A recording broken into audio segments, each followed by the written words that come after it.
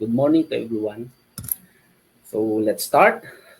This by way of a presidential proclamation number 124 series of 2001. So nagse-celebrate po tayo ng Drug Abuse Prevention and Control Week this November. Because there is an urgent need to increase awareness and understanding of the adverse effects of drug abuse, not only on the health of our people, but also on our social, economic, and even political development of our country. So the President Gloria Macapagal Arroyo declared the third week of November of every year as Drug Abuse Prevention and Control Week under the supervision of the DDB or the Dangerous Drugs Board. So this is not a mere policy. This is also a legal, social, and biblical responsibility. First, let me take the opportunity to discuss the history of drugs. So, Republic Act 6425 or the Dangerous Drugs Act of 1972, which mandated DEPED to integrate instruction on the adverse effects of dangerous drugs. So, Republic Act 7624, which was approved on July 11, 1992, which required also the integration in the intermediate and secondary curricula, whether in the public or private schools, as well as in non-formal, informal, and indigenous learning programs, the ill effects of drug abuse, drug addiction, or drug dependency. And now, we have the Republic Act 9165 or the Comprehensive Drug Abuse Act of 2002. This is the current law that we have.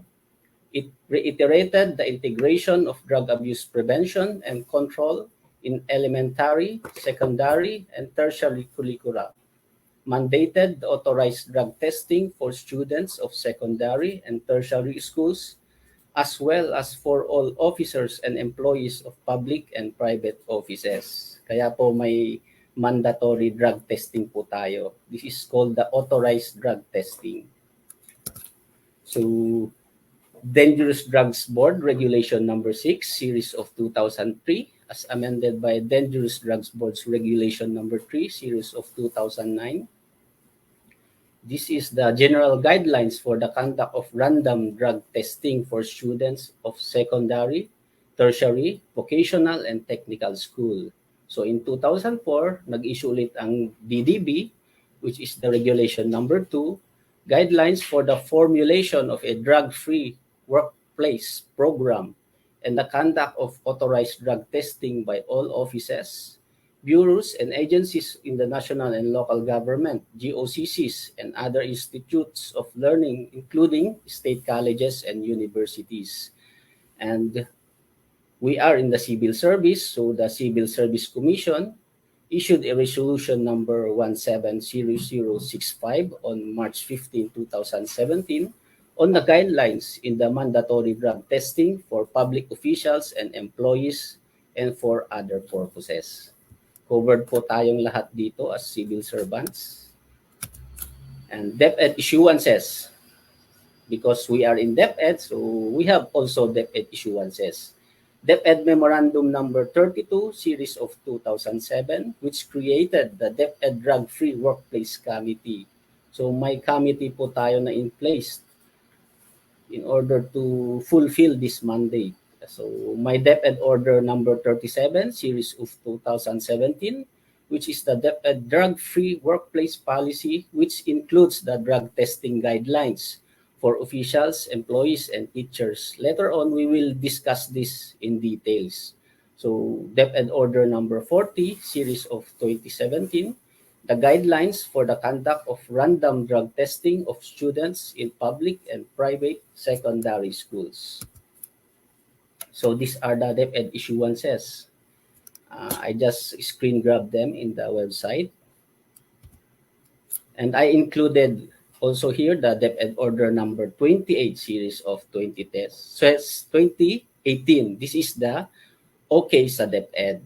Because drug is a health issue also, drug abuse. So kailangan ang DepEd Order Number 28 Series of 2018 ay sinusunod din po. So sa DepEd, okay tayong lahat. So DDB role, according to the website of the Dangerous Drugs Board, marami po silang campaigns and strengthening advocates. So number one dyan is Kids Against Drug Program. So ang number one mandate ng government is to protect our learners so that hindi po sila mapariwara at they will not be a menace to our society. Instead, they will be the hope of the fatherland. So, Barkada Contra Droga or the BKD or the peer groups against drugs, National Youth Congress on Drug and Abuse Prevention and Control. Yan po ang mga programs ng DDB. And Drug Abuse Resistance Education Program or the DARE program. And the Kids Against Drugs program as discussed a while ago. And you see the real numbers. We have 75.35 billion nasasayang na pondo na dapat pumunta sa ikabubuti ng ating bansa, pumupunta sa droga. So we have here also the National Drug Education Program. Lahat po ng agencies, government agencies are mandated to implement this National Drug Education Program. So this program is currently implemented in elementary and secondary schools in cooperation with DDB member. We are a DDB member agency, DepEd. Entails 5 components: the curriculum and instruction, co-curricular and ancillary services, teacher and staff development, parent education and community outreach, and research evaluation and monitoring, which is comprehensive in nature and provides a holistic approach to the problem of drug abuse. It was designed to enable all sectors to work collaboratively with the school system as the core, thereby unifying all sectoral endeavors. So this is indeed a collaborative effort of government offices and government employees and officials. So we should abide by this mandate. So currently, 240 school administrators, guidance counselors, school-based health officers, and teachers have attended several trainings held on in-depth facilitation and implementation nationwide. So let's go back to DepEd. The Office of the Secretary approved the drug-free workplace policy. The policy was issued as DepEd Order Number 37, Series of 2017 on July 31, 2017. The policy objectives are the following: promote the maintenance of a safe and healthy work environment in DepEd workplaces and schools, free from the use of dangerous drugs. Number 2, safeguard the health, safety, and welfare of employees. And number 3, reduce the health and safety risk to learners and to the public. So we have also 4 policy major components of this DepEd order. Substance Abuse Awareness Program, which is consisted with the NDEP or the integration of programs in the curriculum and instruction, authorized drug testing, the appropriate interventions for those who will test positive. Kailangan, pag nag-positive ang ating empleyado, may appropriate interventions din. So, and overall wellness framework and related programs. Okay? So, drug abuse is a perennial problem with far-reaching adverse effects. Totoo ba na drug abuse is a perennial problem? Totoo po yun at nakikita po natin yan. So, evidence shows that drug abuse can affect not only the individual and his or her family, but also his or her workplace, school, and community. It impairs job or academic performance, cause medical and social problems, result in costly rehabilitation, and even threatens life and public safety. So totoo na ang drug abuse is a perennial problem in every society. So inclusions of the DepEd issuances, the drug testing program of the Department of Education, and the guidelines on the conduct of authorized drug testing for officials and employees, including teaching and non-teaching personnel of the Department of Education. Coverage po nito is from central office, regional offices, schools division offices, schools and other units with all its officials and employees, including teaching and non-teaching personnel, regardless of the rank, status, and salary. So we are all covered here. Includes persons under contract of service or yung mga job order po natin. Kasama din po sila because it must be integrated also in their contract. They are subjected to random drug testing indicated in all new contracts and subsequent contractual renewals with the Department of Education. So we have a case that this is a en banc decision, the Social Justice Society versus Dangerous Drugs Board. It was issued on November 3, 2008. The Social Justice Society questioned the implementation and the constitutionality of Republic Act 9165, the Comprehensive Drug Abuse Act of 2002. Sinasabi nila na it violates their freedom of to be late alone. Kasi yung drug testing, ayaw po nilang magpa-drug testing. So ano po ang sabi ng ating Korte Suprema? Sinabi po dito, particularly sa students and secondary and tertiary schools, yung provision po ng ating batas is constitutional. Students of secondary and tertiary schools shall, pursuant to the related rules and regulations as contained in the school student handbook or the school manual, and with notice to the parents, shall undergo a random drug testing. The Supreme Court ruled that this provision is constitutional. Supreme Court took judicial notice. Take note of the judicial notice. Ito na yung perennial problem ng drugs. Of the proliferation of drugs that threatens the well-being of students who usually end up as a victim. So, under letter D, kasama din po tayo. Constitutional din po yan. So, officers and employees of public and private offices. Officers and employees of public and private offices, whether domestic or overseas, shall be subjected to undergo a random drug test as contained in the company's work rules and regulations for purposes of reducing the risk in the workplace. Any officer or employee found positive for the use of dangerous drugs shall be dealt with administratively. May karampatang sanction po ang paggagamit ng pinagbabawal na gamot. And shall be ground for suspension or termination, subject to the provisions of Article 282 of the Labor Code. Sa civil service po tayo, so under the provisions of the civil service law. And take note that drug testing is also a pre-employment requirement. So jurisdiction over students. The Department of Education through the schools have jurisdiction over our students or learners.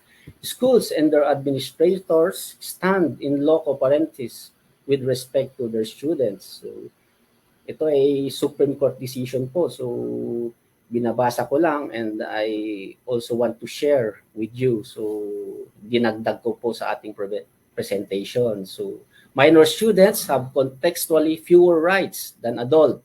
Tama po ba? Ang ating minor ay may fewer rights than adults kasi we are supervising our minor children and are subject to the custody and supervision of their parents, guardians, and the schools. So ayun po ang legal basis kung bakit ang schools ay nagkakandak din ng drug testing.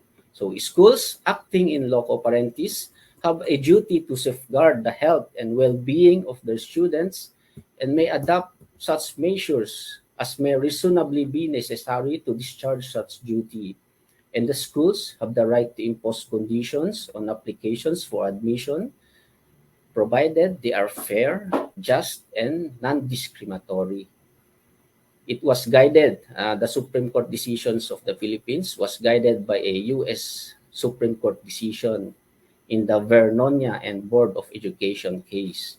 The court here is in the view that and so holds that the provisions of Republic Act 9165 requiring mandatory, random, and suspicionless drug testing. Take note, this is a mandatory, this is random, and suspicionless drug testing of students as a students are constitutional. Na-reiterate na constitutional po yung mandatory, random, and suspicionless drug testing. Indeed, it is within the prerogative of the educational institutions to require as a condition for admission, compliance, and reasonable school rules and regulations and policies. To be sure, the right to enroll is not absolute. It is subject to fair, reasonable, and equitable requirements. Ito po ang legal basis ng ating educational institutions, whether to accept or not to accept enrollees. So the evil sought to be avoided, marami po yan.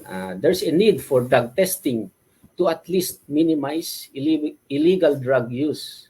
It is substantial enough to override the individual's privacy interest. So mas in the hierarchy, we have to minimize illegal drugs, and it can override right to privacy. Okay? The illegal drug menace cuts across gender, age group, and social economic lines. The sale, manufacture, or trafficking of illegal drugs with the ready market would be an investor's dream were it not for the illegal and immoral components of such activities. Tama po ito kasi ang sale and manufacturing and trafficking of illegal drugs is para lang sa mga businessman. Big investment daw para sa kanila, and the victims end up nalulugi o kaya butas ang bulsa. Sabi nga nung last na ating flag ceremony, sabi doon, sa droga, butas ang bulsa. May nakapagsabi doon dati sa aming flag ceremony dito po sa STO Antipolo. So, tama po yun. Sa droga, butas ang bulsa. So, the evil sought to be avoided. The drug problem has hardly abated since the martial law public execution of a notorious drug trafficker. So, noon pa man, problema na natin ang drug abuse. Kahit martial law yan, hindi pa rin natitinag ang drug abuse o kaya ang problema natin sa illegal na droga. So, drug enforcement agencies perceive a mandatory random drug testing to be an effective way of preventing and deterring drug abuse or drug use among employees in private offices and public offices, and the threat of detection by random drug testing being higher than other modes. Ito na po ang ating pinaka-effective way, kaya may mandatory random drug testing. So the court holds that the mandatory, random, and suspicionless drug testing method is the most reasonable and enough means to lick the problem. So we have partnerships and linkages to other government offices like the DOH and the East Avenue Medical Center or the National Reference Laboratory. They have trained individuals and professionals there to help us in our fight against drugs, illegal drugs. So we have also the National Privacy Commission on handling the drug testing records pursuant to confidentiality rules of our drug records. So pursuant to Republic Act 9165 and DDB Regulation Number 2, Series of 2004, the Department of Education created the Drug-Free Workplace Committee. So simula ngayon, kung wala pang Drug-Free Workplace Committee ang schools and division office, maybe this is the high time to create this committee. Through DEPED Memorandum Number 32 Series of 2017. Kasi 2017 pa po ito eh. The committee was tasked with the formulation and implementation of the anti-drug policy in the Department of Education. In addition, these are the following functions of the committee. initiate training and continuing education and awareness program for officers and employees, initiate and adopt values formation, family enhancement, and such other related and relevant programs, and formulate and put in place the department's drug testing program. Kung wala pa pong drug testing program na nangyayari, maybe it's high time to initiate it. So, the definition of authorized drug testing. Dito po tayo, kaya po dinefine ng Supreme Court ito kasi marami pong sumubok sa definition. So, ito na po ang official definition ng ating authorized drug test. Ano po ba ang ibig sabihin nito? Ito yun. Testing done by any government forensic laboratories or by any of the drug testing laboratories accredited and monitored by the DOH to safeguard the quality of test results. It shall employ, among others, two testing methods. May dalawang methods to. The screening and confirmatory tests. The examination of a person's urine specimen to be determined in the presence of dangerous drugs shall be done by any government forensic laboratories accredited and monitored by DOH. So kung hindi DOH ang mag-administer ditong authorized drug testing, meron din tayong accredited nila na pwedeng mag-initiate ng authorized drug testing. Okay, malinaw po ang authorized drug testing natin. So these are the guidelines on the conduct of the random drug testing. Bakit po random? Kasi ngayon, by practicality, kung lahat ay dinag-test mo po yan, lahat ng empleyado ng DEPED, wala po tayong budget. Dami po ng empleyado and officers ng ating Department of Education. So, minabuti na random drug testing.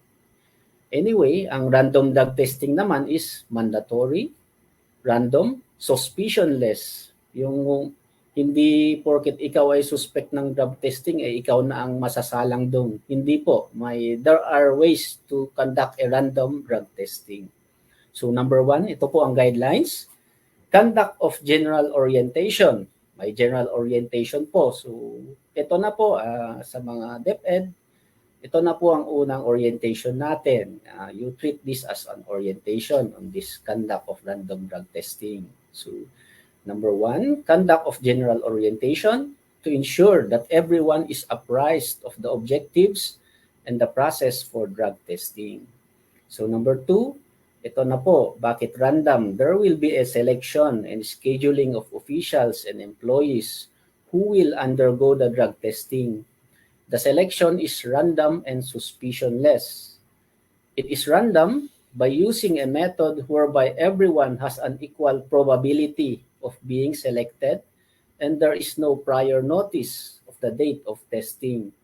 It is also suspicionless in that the selection is not based on any suspicion that the official or employee is using illegal drugs. Yan po, na-define din yung random and the suspicionless. Number 3, the selected official or employee shall be notified and instructed to go to a designated venue at a particular date and time.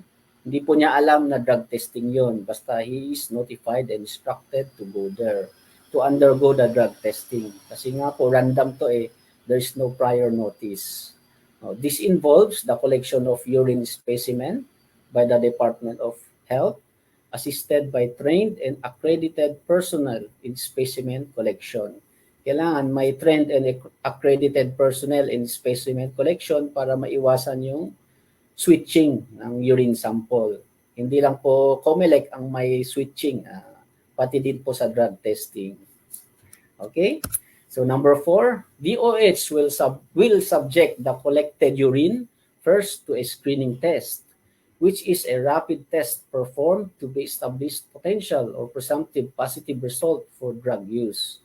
Number 5, for employees who tested negative in the screening test, congratulations. DOH shall transmit the result to the Department of Education and no further action is required afterwards. However, on the other hand, in the instance of a positive result, the Department of Health shall conduct a confirmatory test to determine the accuracy of the initial screening test. So number 6, if the confirmatory test yields a positive result, DOH shall transmit the results to the Department of Education, who shall then personally or through authorized representatives notify the concerned employee of the confirmed positive drug test. The concerned employee shall have a period of 15 days from receipt of notice to request for a challenge test using the same specimen. So ito na po yung third. Kaya kanina, dalawang test lang po, screening and confirmatory test. Pero may third test po. Kung umapila yung nag-positive na ating empleyado, may challenge test po siya. Okay, for final positive result in either confirmatory test or challenge test, the employee concerned shall undergo a drug dependency examination. This is conducted by DOH accredited physician. This test determines the level of drug dependency. Kung ito ay dito sa baba, kung siya ay experimenter, occasional user, or chronic user or drug dependent. And yung interventions, depende po yan sa severity. Kung may mild, moderate, and severe.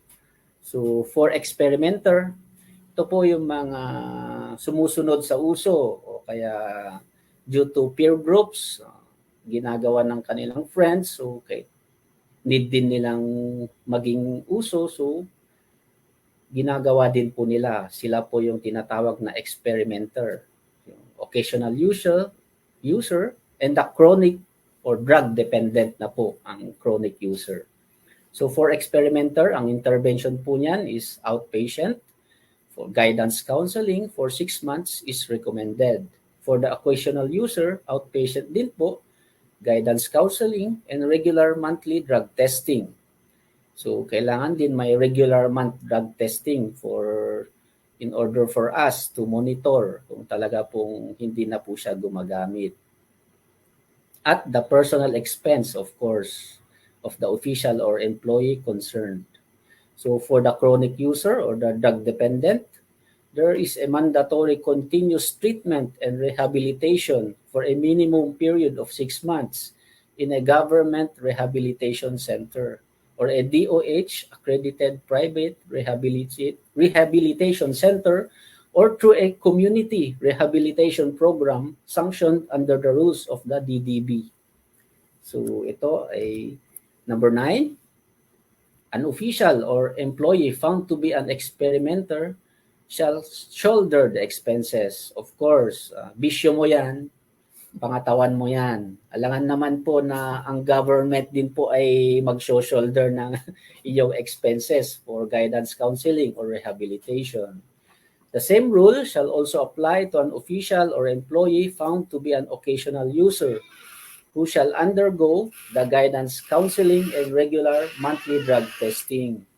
As proof of successful completion of intervention program, employees assessed as experimenter or occasional user shall secure a certificate of completion. May graduation din po. So, kailangan may certificate of completion po na in-issue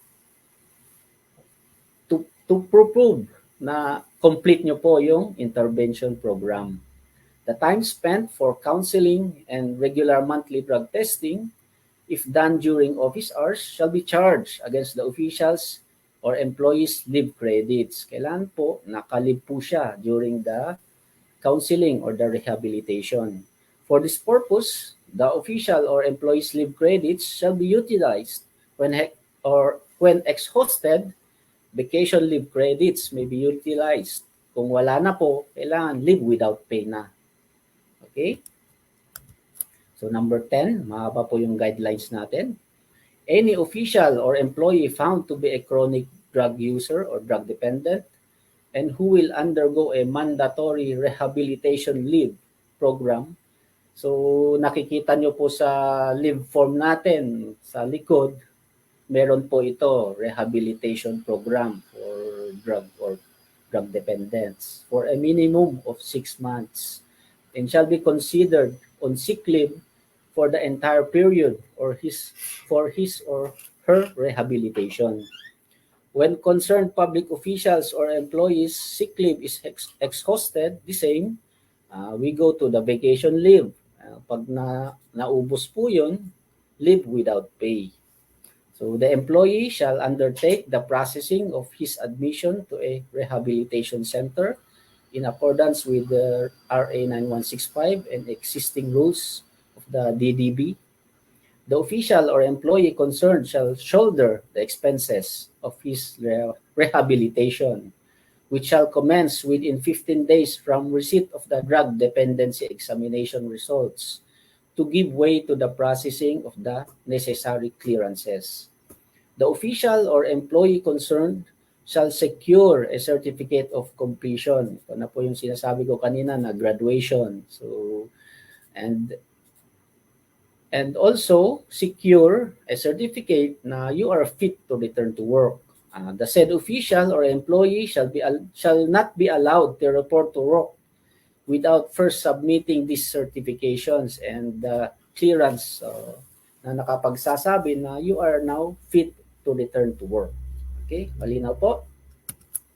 So number 11, when the employee who tested positive for drug use is a teacher, dito po sa Department of Education, he or she shall be restricted from handling classes or from activities involving close contact with students while undergoing counseling or rehabilitation.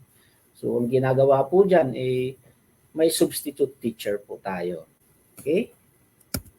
So, don't you worry because the NPC or the National Privacy Commission, all drug test results and records shall strictly be held confidential pursuant to the Data Privacy Act of 2012. So, ito po siya. So, may karampatang sanksyon na sinabi kanina sa mga nagba-violate ng ating DEPED rules and regulations. Ito po yung mga following acts or misconduct of our government employees or our teachers and officials. Refusal without valid reason to submit to drug testing. This is gross insubordination. Insubordination po yan kasi you are not following the order and it is a lawful order na sinasabi na mag-undergo tayo ng random drug testing. Number 2, use of drugs during prescribed period of intervention. Ito po ay grave misconduct. Ang grave misconduct po, first offense niyan is dismissal from service.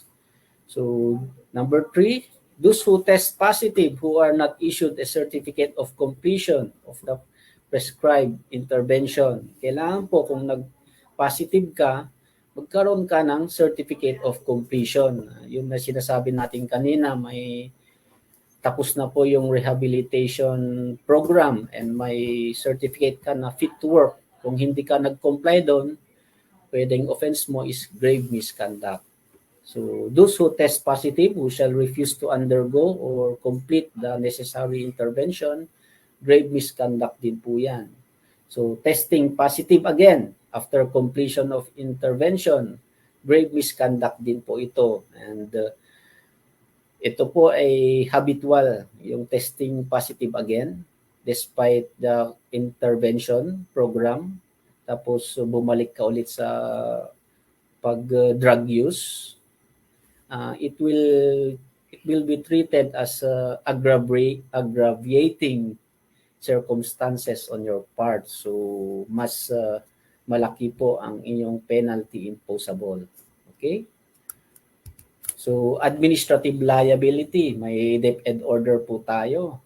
Regarding this one, this is DEPED order number 49 series of 2006 or the revised rules of procedure in DEPED in administrative cases. And may civil service rules po din po tayo.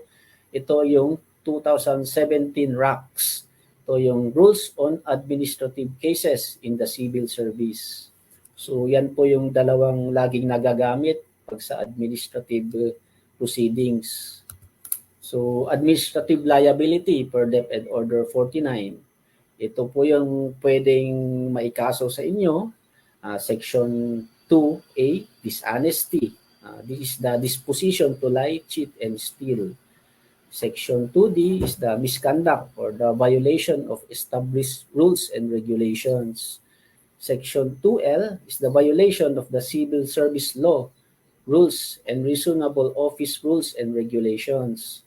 Section 2S is the physical or mental disability due to immoral and vicious habits. So, yung habits natin na illegal drugs, it will affect really our performance in the office physically and mentally. So, Section 2B, willful failure to pay just debts. Bakit ko po dinagdag ito? Siyempre, sa bisyo na ganyan, kailangan may pera yan eh. Yung iba, nangungutang para lang mastustusan ang kanilang bisyo. So, ayan po yan. Section 2B, willful failure to pay just debts. Okay? So, under the civil service rules, meron din po, under Rule 10, yan po yung meron tayong serious dishonesty. Hindi ko na po babasahin yung sections. Grave misconduct, physical or mental disability due to immoral or vicious habits, less serious dishonesty, inefficiency and incompetence in the performance of official duties, and simple misconduct. Meron din pong dropping from the roles ng ating mga officers and employees, lalo na po pag absence without official leave for at least more than 30 days. Pwede ka pong ma-drop from the roles. Unsatisfactory or poor performance for 2 consecutive ratings. So, physical unfitness and mental disorder. Yan po ang pwedeng sanctions using illegal drugs. Okay, so bakit ko po dinagdag ito? Para po, mas maganda na pong malaman natin yung mga administrative liability bago po tayo sumubok na mag-violate ng ating DepEd rules and regulations or the Republic Act 9165, the Comprehensive Drug Abuse. Okay? So, what are the disastrous effects in using illegal drugs? First is, siyempre, huhuliin ka. Second, makukulong ka. And ito naman yung third picture, hindi naman sana ganito ang mangyari, may kalalagyan ka o kaya kung talagang chronic user ka na overdose, di po natin alam, yan po ang resulta. So, malaki po talaga ang epekto ng using illegal drugs. Okay, so this picture paints 1,000 words. Okay, so ito po, drug abuse, death, addiction, dependence, overdose, and risks. So it affects our mental health, physical health, not only your health, but also your family health. Hindi lang po ikaw ang maapektuhan niyan. So what is your stand? Are you in the left or are you in the right? Kung ikaw sa left, sinasabi mo lang is, we would like to congratulate drugs for winning the war on drugs. Ikaw ba yan? Kino-congratulate mo ang drugs kasi nanalo siya sa war on drugs? Or ikaw yung nasa right, na you will be the salt and light of this world to change the mindset. Okay? So, duty of obedience to authorities. Sabi ko, it's not only a mere policy. It is a legal, moral, and biblical responsibility. So, are you living the life to the fullest? Paano ba masasagot ito? Are you living the life to the fullest? So, these are the duty of obedience to authorities according to our Bible. So, Bible lang ang makakasagot niyan. That is the gospel. So, sabi dito, children, obey your parents in the Lord, for this is right. Honor your father and mother, so that it may go well with you and that you may enjoy long life on the earth. So, ating mga estudyante na nanonood, you obey your parents and obey your teachers at all times. Because sabi nga ni Lord, this is the right thing to do. So, in Hebrews, Have confidence in your leaders and submit to their authority. Yun din po. Para sa ating lahat ito, we have confidence in our leaders and submit to their authority because they are placed there uh, due to the will of God. Si Lord din ang nagbigay sa kanilang posisyon para andun. So we have confidence to our leaders and submit to their authorities. So in Colossians, sabi din dito, servants, obey your earthly masters in everything, and do it not only when their eye is on you, and to carry their favor, but with sincerity of heart and reverence for the Lord. Sabi dito, kahit hindi tumitingin ang iyong master, gawin mo yung tama. Hindi lang yung tumitingin yung master mo, dun ka lang gumagawa ng tama. Di po ba? Tama po ba ako? So sabi din dito sa Romans, let everyone be subject to the governing authorities, for there is no authority except that which God has established. Ito po yung sinabi ko ng ating leaders are established by God. The authorities that exist have been established by God. So, klaro po yan. So, ito na po, we have to confirm and affirm our DepEd policy. So, sa dulo po ng ating DepEd order, meron po ito. So, we have to confirm and affirm. So, lahat ng officials and employees of the Department of Education, ito po yung oath natin, that we have read the Department of Education policy on drug abuse in the workplace and affirm and confirm our commitment to unconditionally abide to all that is provided therein and shall be answerable to the office or agency for whatever violation that we commit. Your signature, your name, and your date, and attested by your immediate supervisor. So, yan po yun. So, we have the duty to obey. So, all is not lost. We have a Savior. The biggest and greatest cover and shield is Jesus Christ alone. Walang makakatalo sa ating Lord and Savior. So, put on the full armor of God. Buckle up the belt of truth. Wear the breastplate of righteousness. Take up the shield of faith. Take on the helmet of salvation with sword of the Spirit. This is in Ephesians 6. So, the gospel, kung wala, all is lost, you have to read your Bible and pray to God. You ask the intercession and guidance of our Lord. Siya lang po ang makakasagot sa lahat. And thank you and God bless.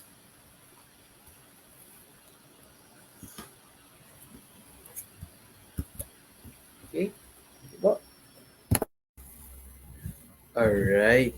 Thank you so much, Attorney Kelvin, for that illuminating talk regarding the DepEd National Drug Education Program. The laws and the provisions are clear, and we really appreciate being apprised on the essential information that our educators and students should be aware of.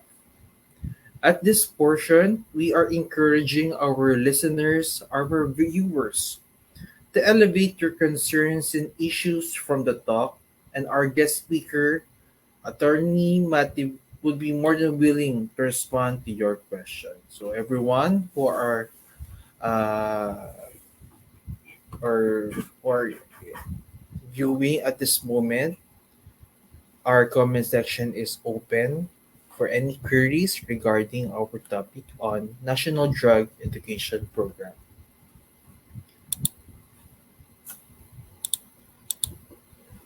All right. So while waiting, um, Attorney Kelvin, I just have a question din po with regards to the topic kasi you have also mentioned sa topic po about sa from the different sections and of course yung sa drugs discussion and yung of course the main intervention is yung ating magiging mandatory drug taking for our employees, maybe in other agencies, ganun din po.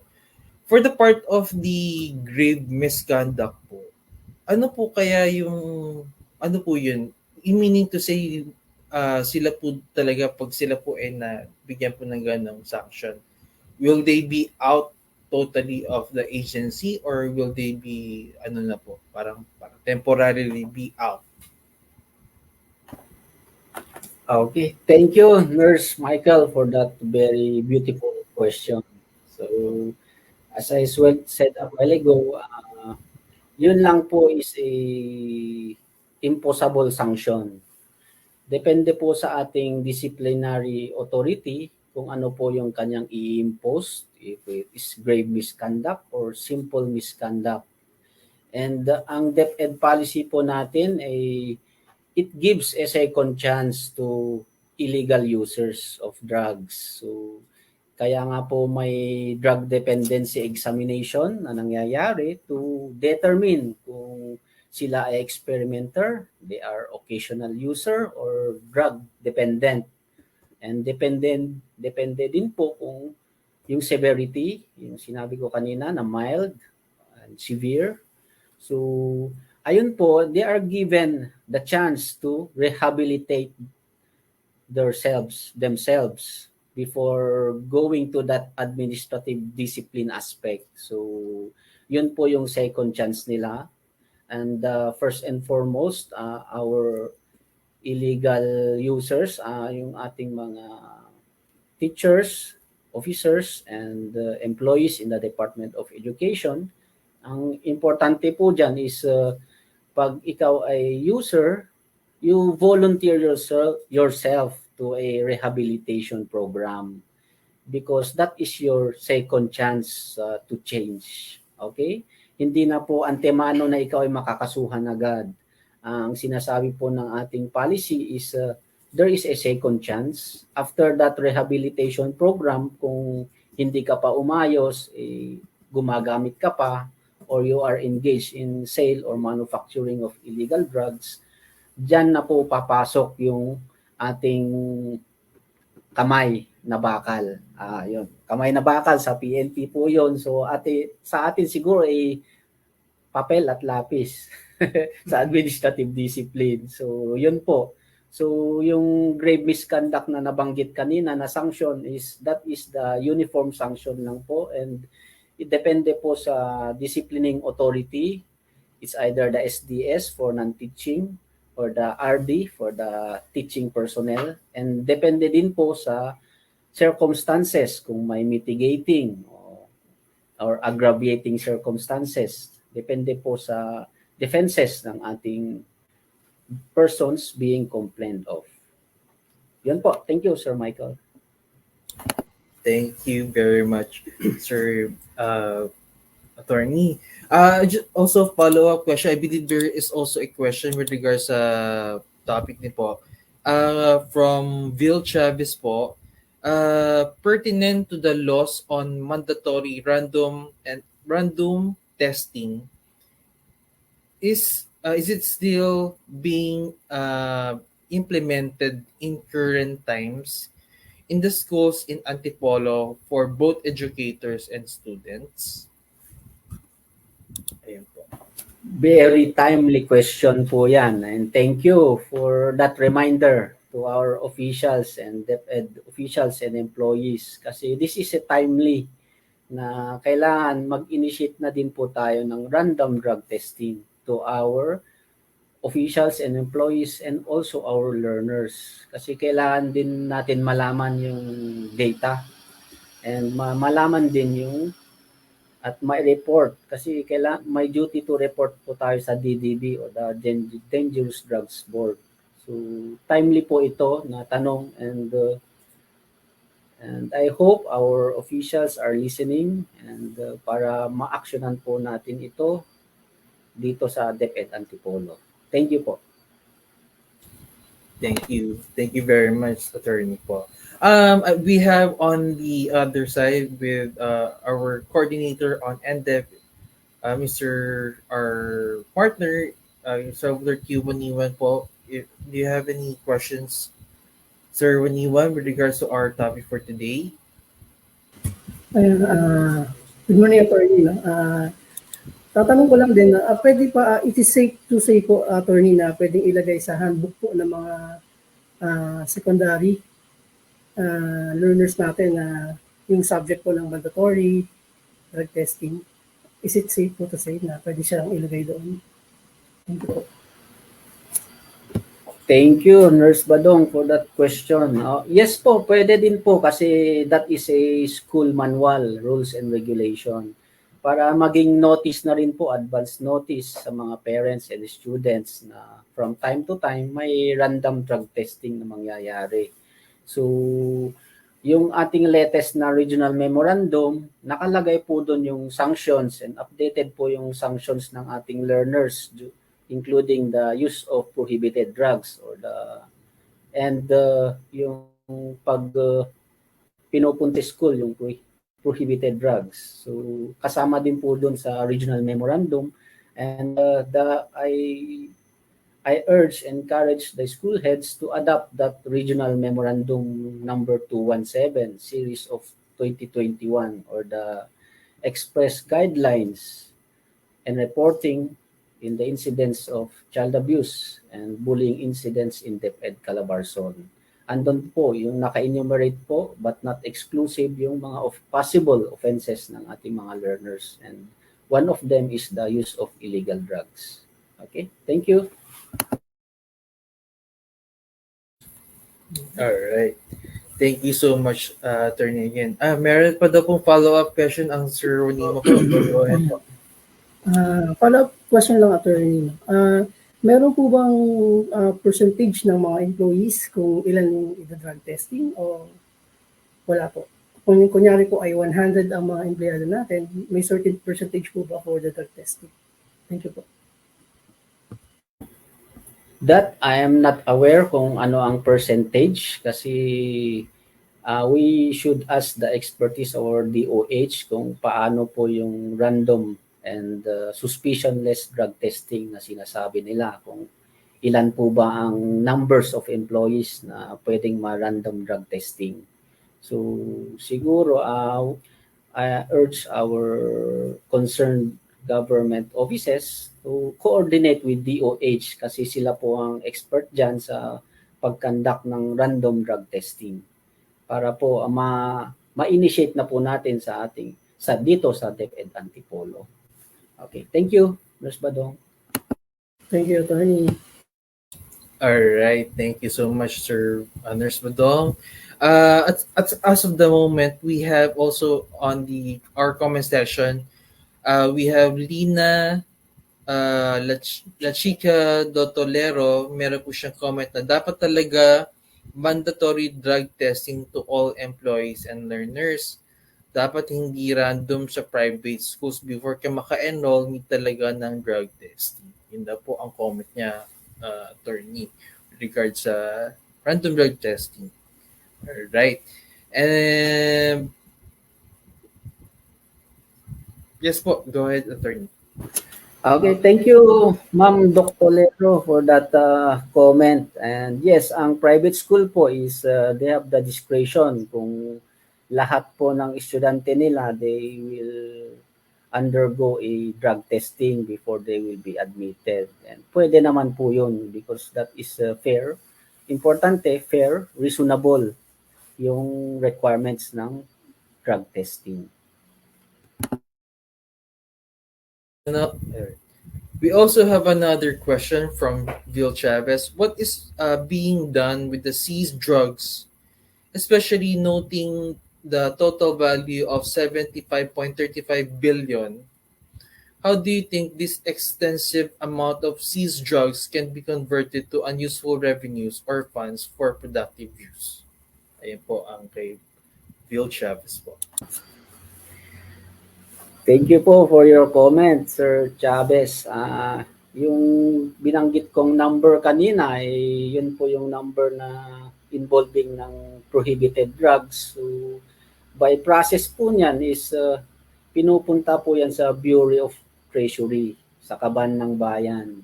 And sa Kaban ng Bayan, through the DBM, sila po ang may discretion kung saan po pumupunta yung pera. And due to my limited knowledge on DBM, wala po tayo sa DBM, so I cannot specifically answer your query on saan-saan po napupunta.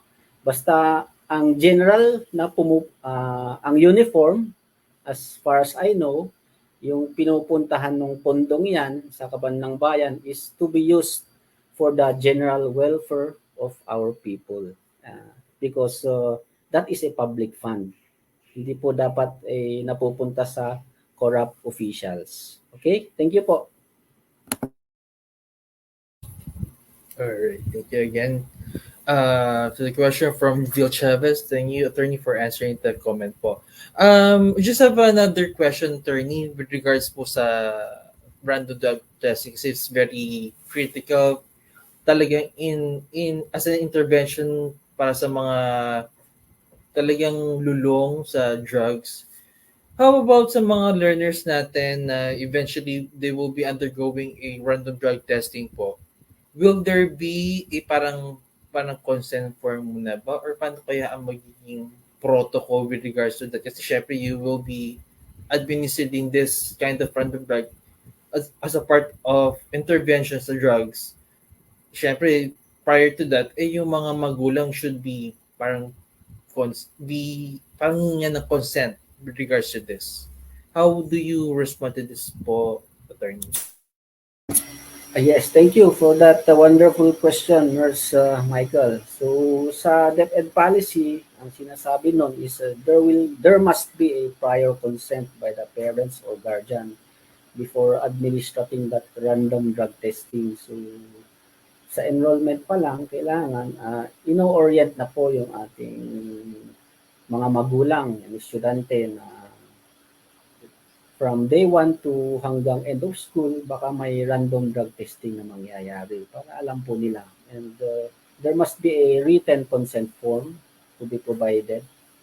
Pero yung kaya ang sinabi ko kanina, the random drug testing is not, we don't know kung kailan mangyayari yon kasi syempre yung mga gumagamit na baka hindi na muna gagamit kasi alam na niya yung date ng random drug testing. So to be able to target yung talagang actual data, kailangan hindi po sinasabi kung kailan yung actual na drug testing po. Thank you po. Thank you, sir. Thank you, attorney. All right. One more question again from Vil Chavez. One more question po, attorney. Can any employee or student endorse a colleague or student who might be observed to be using dangerous drugs? And where can they elevate their concerns? Yun po ang question niya, attorney. Okay, thank you, Sir Chavez. For the employee, kung public employee po siya, you refer the matter to the school head or the school's division office or the school's division superintendent or the regional director of the Department of Education for appropriate action. And for the student, there is a student discipline committee that is in place for public schools. And I don't know for the private schools, may prefect of discipline din po sila or the student affairs. Doon po ine-elevate muna yung mga ganyang confidential informations. Okay? Kasi may mga guidelines po, ang lahat ng schools ay may guidelines or protocols regarding this one.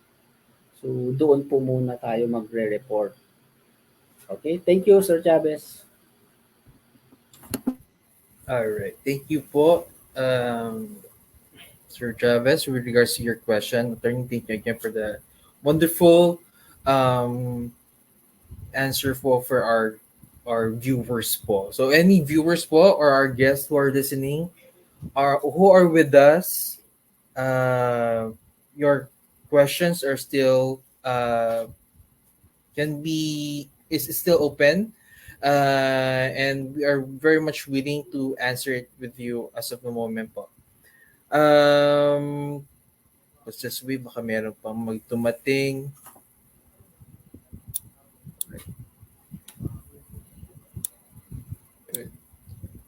talagang napaka-informative ng binigay na information ng ating attorney with regards to our NDEP. Talagang it's very necessary and like I said, very timely, lalo na need this report to submit sa ating DDP po para makapagbigay tayo ng uh, information or current status lalo na ngayong uh, lalo na itong pandemic times is definitely I believe ang drugs also has something to do with our mental health.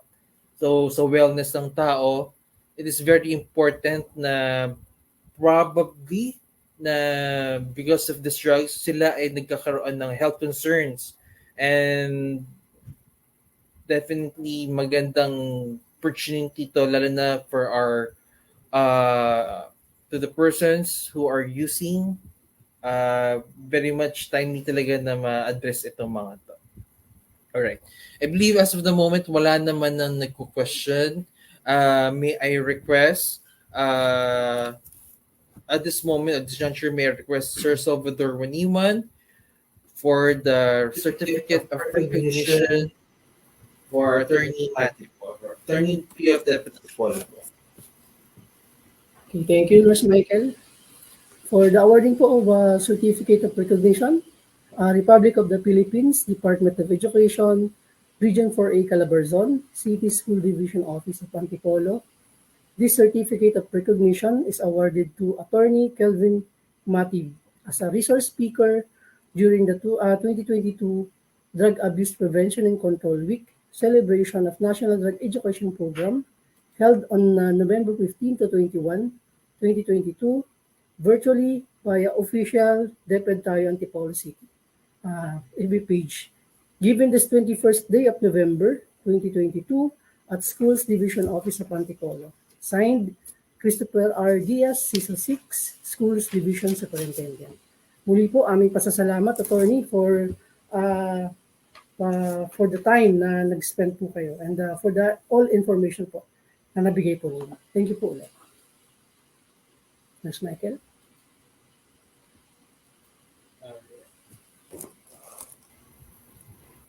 Okay, thank you so much po, Attorney.